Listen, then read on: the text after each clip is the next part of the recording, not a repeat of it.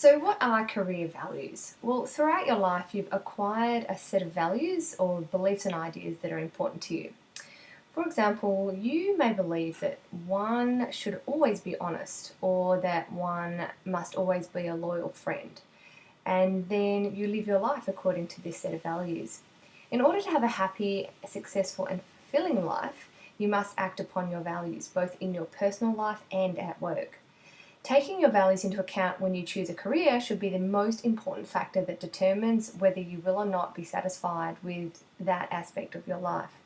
Clarifying your work values or that subset of values that relate to your career is really essential.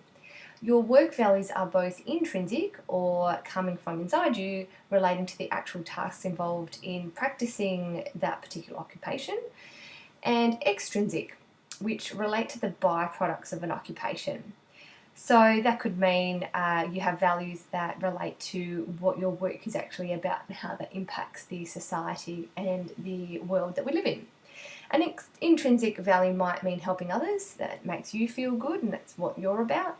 Well, an example of an extrinsic value could be making sure that your organisation that you work for understands sustainability for the environment. So how we identify career values is generally there's a few different ways. When I'm working with corporate coaching clients, I do what I call a three-way values assessment. The first is your self-assessment, so you can literally sit down and write down what you think your values are. The second way is to do an assessment. So you could do some sort of psychometric assessment, so a career drivers assessment, which there will be a list, a link to the career drivers assessment, which is an Excel spreadsheet, which is based on the Edgar Schein Career Anchors test.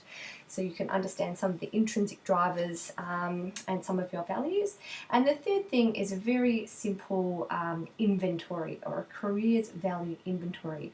What this does is it lists particular or common values, and then as you go through the things, you can rate them out of 10 and decide whether or not those things are of value to you. So open up the worksheet in this video in your workbook and scale each thing's 1 to 10 and then rate them out of 10. Your top 5 is what you're looking for, and that sort of feeds into your career sweet spot, which is something that we talk about further on in the program.